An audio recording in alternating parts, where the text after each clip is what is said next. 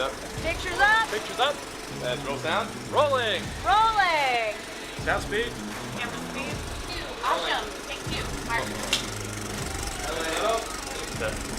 And action. Hi there, and welcome into Meet Me in the Movies Open Dialogue. This is Thomas Manning. Today I'm honored to be speaking with the immensely talented KiKi Layne, star of the new film Dandelion. Really a lovely drama and character study about wandering musicians who are searching for something, even if they don't fully know what that is. This is releasing in theaters on July 12th, and Dandelion is directed by Nicole Riegel and features original music and lyrics from Bryce and Dessner of the National. So thank you all again for watching and listening as we talk with KiKi Layne about Dandelion. I hope you enjoy. Yeah. Well, really excited to be chatting with you about Dandelion, and I'll get right to it. I want to talk about director Nicole Riegel and writer and director for this film. And for you, from your standpoint as an actor, what are some things that you noticed about Nicole's voice as a filmmaker that made her exactly the right person to capture this story and these characters? I think one is that she poured so much of her voice into the script and like her own experience and of, the things that she's been through in her own artistic journey and, trying to, you know, create and do really awesome things in a very male dominated industry. And so I think she poured so much of that into the script, and in doing so created space for Thomas and I to pour a lot of our own artistic journeys into, each scene. And she was just very receptive to what we brought to the table. She had a very clear vision of what she wanted, but she didn't over direct us in terms of how we got there. And she really made space to receive what Thomas and I, what we were bringing, and kind of let that, lead the way. And as far as your personal relationship with music and creating music, how far back does that go for you? Was it there before or after you got into acting? Uh, it's always been there, just like acting has always been there. When people would ask me, what do you want to be when you grow up? I would always say a singer and an actress.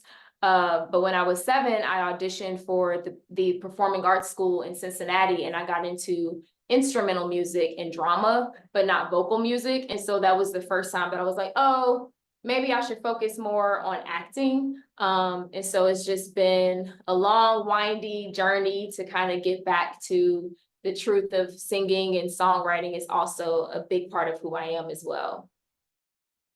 And for some of the mechanical things, like we see in the opening of the film, of repairing the guitar and changing the strings, is that something you knew how to do prior to coming onto this film, or did you have to learn to do that? Oh, I definitely had to learn. I played flute and French horns. So if you want me to put a flute together blindfold, I could do that. But stringing a guitar, I had to go to YouTube University, and the guitar teacher was helping out. It was pretty funny. And as a musician and an actor, I imagine that you have moments in both contexts where everything falls into place, whether it's getting a great take on a film set where everything clicks, or maybe a great session in the recording studio where you're really pleased with everything that came together. So for you personally, how do those emotions compare across those different settings, whether it's on a film set or in the recording studio? Um, I don't know if it feels, maybe if anything, what would make it feel different is that in a recording studio, it's fewer people. Um, so I think that makes it a bit different.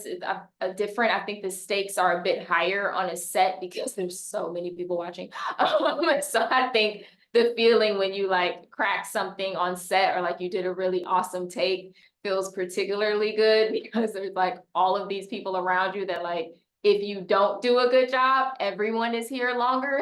So I think it makes it a little different. And understand that you collaborated with Bryce and Dessner in developing some of the music. So what were some of the specific elements of the music that you worked with directly for this film? I think a big part of it was just bringing more of myself to it. You know, we all had to have conversations, just acknowledging the truth that, of course, the Dessners are incredibly talented and amazing at what they do, but they're two white men in their mid-40s, and now Dandelion is being played by a 30-year-old Black woman. And if this music is supposed to sound like it came out of her, then we had to acknowledge the disconnect and, you know, what might make sense musically for the Dessners versus what might make sense musically and melodically, you know, coming out of this instrument. And so it just really became a collaboration, you know, with the Dessners, Nicole, and also with Noah Harmon, who was hired to be our guitar teacher, but he was there on the ground, really helping me to like figure out the songs. And then we could all, you know, come together and figure out, like, wanting to honor the truth of the Dessner's artistry, Nicole's story, and this instrument. And it was quite a journey for all of us, but I think we made it happen. And your chemistry with Thomas Doherty in this film is really unbelievable. Um, does it take some time for you to find chemistry like that with a screen partner, or is that something that you kind of recognize almost immediately? Um, I guess there must be something that must happen immediately. Like popped in my head was like my chemistry read with Stefan for If Beale Street Could Talk. Like they have chemistry reads for a reason. We didn't have one, Thomas and I, but I think because both of us came into the project with such love of the project, and also both of us coming in honestly a little afraid because we were doing something so different than what we had done before. Like, I'm sharing my singing voice for the first time, you know, Thomas is doing something a little less commercial. And I think us being able to have those types of conversations and just be that vulnerable with each other about what the film meant to us, I think from there, everything else just kind of like flourished of like, oh, okay, like we're in this together. We're both stepping out of our comfort zone together. And I think in that we were able to find like that safety and vulnerability with each other, that then the chemistry could just kind of like blossom from that. And we also see how you use music to communicate with Thomas's character Casey, and that's kind of how you try to work through things both internally and externally. So is that something that you can relate to with the role of music in your own life as a means of communication, whether that be within yourself or with other people? Oh, absolutely. Like, music has always been a way for me to get things out, things that I was trying to make sense of, feelings or whatever. Like, you know, growing up, I forgot who I was just saying this to, like one of my friends. I'm like, one of my early songs, I could have only been like 10 or something, but I was more so writing about like my parents' marriage and just trying to make sense of things that I was seeing in their relationship. And like, I couldn't voice it necessarily, but I could put it into a song. And so I think music has always been that for me. And I think for a lot of songwriters, that's what music is. It's like, I can't just say it to you, but somehow in this, like in a song, I can get everything out that I'm feeling.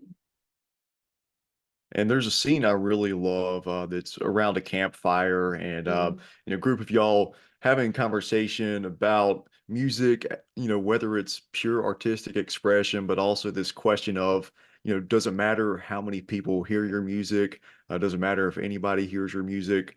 Um, so for you, kind of reflecting on that conversation, where do you, what is your opinion on that personally? Do you think it matters if there are a lot of people that hear and connect with your music, or is it ultimately just an individual thing? I think that, how do I want to say this? I guess I'll say it like this. Doing this film really, like, because we were sitting around asking those types of questions and all of these artists having those types of conversations, like, I really had to ask myself those questions as well. And I think it really comes down to perspective. Especially right now in the business, it's like, how many followers do you have? Like, how big was the house that you sold out, and like all of these things.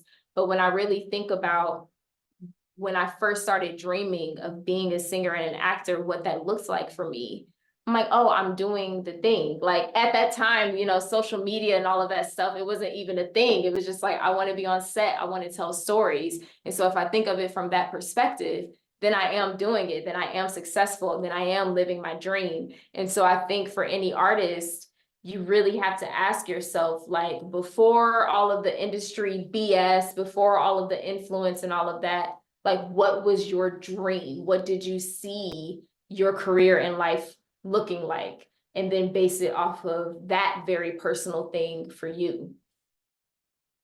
Well, I'm really glad you mentioned your dream because there's another great conversation that you have with Thomas. And there's a quote, something along the lines of chasing dreams is hard, and then it's hard to quit too.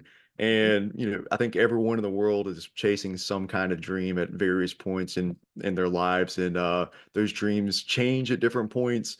But what does chasing your dreams mean to you, whether that be personally or creatively? And I guess, yeah, what does that mean to you right now? And looking back a few years later, how has that evolved and changed with you?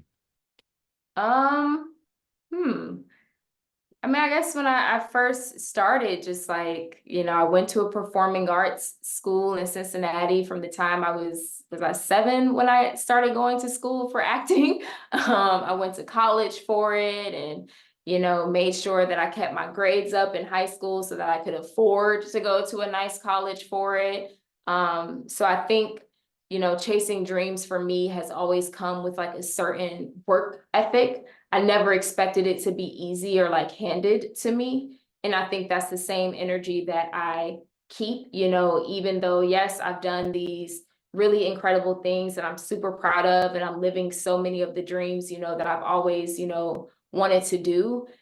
I know that there is still work to be done in a certain way that I have to continue to show up for my dream. And if I'm not doing that work, then I might as well give up, because to me, they're kind of the same. Those are the same thing to me. Well, Kiki, I really do appreciate your time today, and thanks for sharing everything about the film. I really loved everything about this, and hopefully we share more conversations in the future. And a big fan of your work always. And yeah, it's great speaking with you today. Thank you so much. Pictures up. Pictures up. Pictures up. Roll sound. Rolling. Rolling. Sound speed. Camera speed. Awesome. Take 2. Mark. And action.